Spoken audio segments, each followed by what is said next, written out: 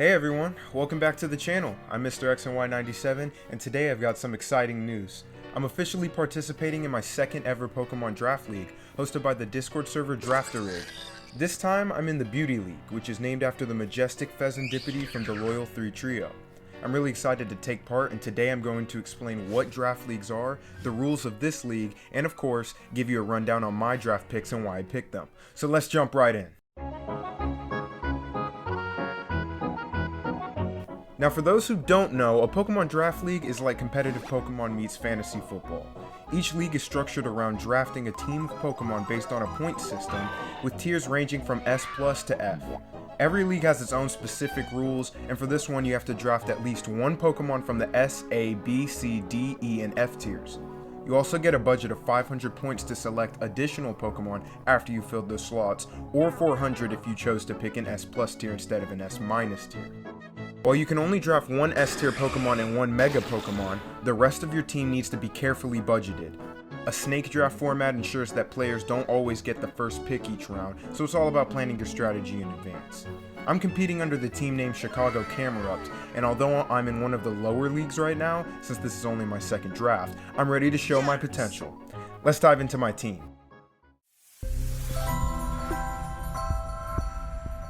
My first pick from the S- tier is none other than Pheromosa. Why didn't I go for an S+? Well, I wanted more points for later picks. Pheromosa is an insanely fast and versatile Pokemon. It can run either physical or special sets, making it pretty unpredictable. With powerful stab U-turns and close combats, plus coverage like Triple Axle to check flying types, Pheromosa is built for offensive momentum.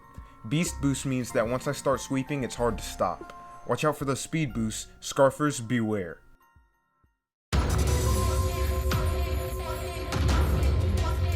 My second pick was Tapu Lele from the A tier. Tapu Lele was a must-have for me because of Psychic Terrain. Not only does it prevent priority moves from being used against grounded Pokemon like Pheromosa, but it also boosts Psychic-type attacks. This really helps boost Lele's own damage output and offers great support for my faster, frailer Mons.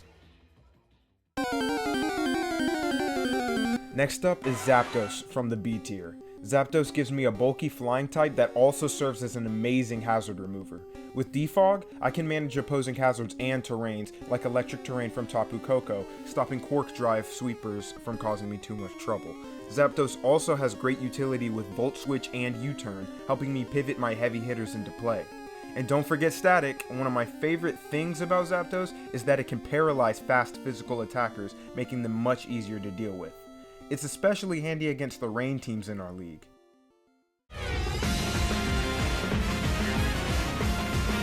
Now for the D tier, I picked my team mascot, Mega Camerupt. This Pokemon is criminally underrated. With its ridiculous special attack and much improved bulk after Mega Evolving, Mega Camerupt dishes out monstrous damage. Sheer Force boosted Earth Powers and Flamethrowers hit pretty hard, and the utility of Stealth Rock and Will-O-Wisp make it a decent defensive mon as well if needed.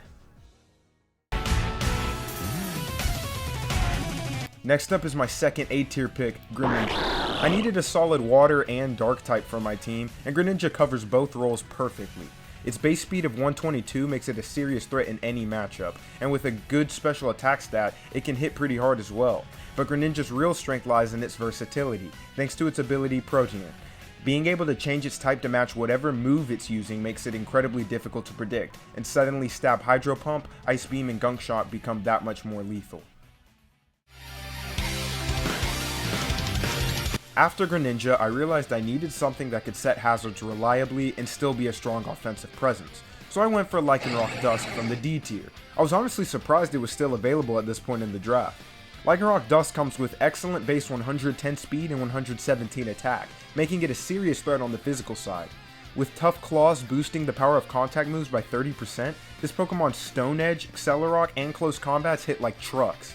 Speaking of Accelerock, having priority is a major asset, especially for picking off weakened threats, provided Tapu Lele hasn't set up Psychic Terrain already. Lycanroc also gives me another option for Stealth Rock, which is crucial when trying to wear down opposing teams. It's versatile enough to be a lead, a wall breaker, or even a cleaner with Swords Dance in the right situation. I think this is a great pick for D tier. Okay, now we're talking power. I wanted something that could potentially turn a game on its head, and that's where Cloyster from C tier comes in. Cloyster is the Shell Smash Pokemon. By doubling its attack, special attack, and speed in one turn, Cloyster becomes an absolute terror for unprepared teams. What makes it even better is its ability Skill Link, which guarantees that its multi-hit moves like Icicle Spear and Rock Blast always hit the maximum number of times. That's huge for breaking through Focus Sashes and Substitute users, which can sometimes be a pain to deal with. And as of Gen 9, Cloyster even gets access to Drill Run, giving it a tool to deal with Steel types that would otherwise wall it. But Cloyster isn't just a mindless sweeper. It can also function as a suicide lead with spikes and clear the field with Rapid Spin. If I need to, Cloyster can even go down in a blaze of glory with Explosion, dealing massive damage on its way out. This mon is going to be crucial in both offensive and utility roles.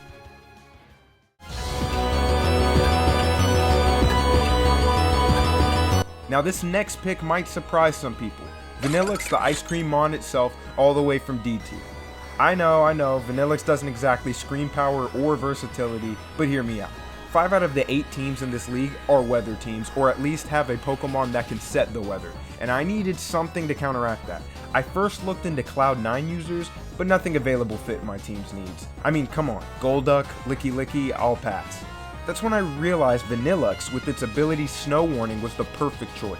By summoning snow when it enters the battlefield, Vanillix shuts down other weather-based strategies, whether it's rain teams abusing Swift Swim, or sun teams with photosynthesis threats. On top of that, it can dish out some serious damage with 100% accurate stab blizzards. Freeze Dry is another great tool, letting Vanillix hit water types super effectively, even if they resist ice moves. It might not have the best speed or bulk, but its ability to disrupt opposing strategies and hit hard makes it a worthwhile pick.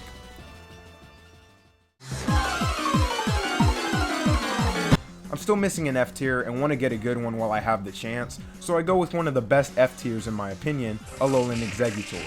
I know this mon is easy to overlook, but it actually brings a lot to the table.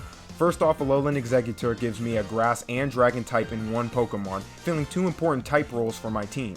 Its massive base 125 special attack stat means it can hit surprisingly hard, especially when dishing out powerful Stab Draco Meteors and Leaf Storms. But Alolan Exeggutor is more than just a hard hitter.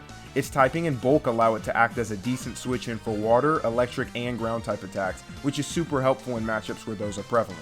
What really makes Alolan Exeggutor shine though, is its ability Frisk. Being able to scout out opponent's item on switch in is incredibly valuable in draft format, where knowing if your opponent is running something like a Choice Scarf, Leftovers, or a Focus Sash can make or break a match.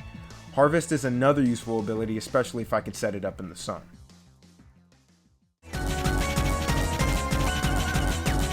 At this point, I realized I still needed a solid defensive pivot, a ghost type, and an E tier pick all in one. That's when I settled on Cofagrigus. This Pokemon is incredibly underrated in draft thanks to its amazing 145 base defense and solid utility. With Mummy, it can neutralize abilities like Tough Claws and Regenerator just by being hit, which can completely throw off my opponent's strategy. Cofagrigus also gets access to moves like Will-O-Wisp to cripple physical attackers, Toxic to wear down walls, and Haze to prevent sweepers from setting up. It even has a respectable special attack stat, so it's not just a passive wall, it can actually hit back. The fact that it blocks Rapid Spin is another huge bonus since it helps me keep up my hazard pressure. I think Cofagrigus is going to be key to shutting down a lot of offensive threats. My team was still lacking a Steel type at this point, so I decided to go with another E tier pick in Copperajah. Now Copperajah may not be the fastest Pokemon, but with its massive base 130 attack and solid bulk, it more than makes up for it. Thanks to sheer force, Copperajah can dish out boosted Iron Heads, which hit incredibly hard, even against bulky fairy types. But it's not just a mindless attacker, it also has great coverage options like Power Whip for water types and Earthquake for steel types, giving it the ability to deal with a variety of threats. Its bulk allows it to switch into attacks and act as a tank for the team, and with Stealth Rock in its move pool, Copperajah can also serve as a reliable hazard setter.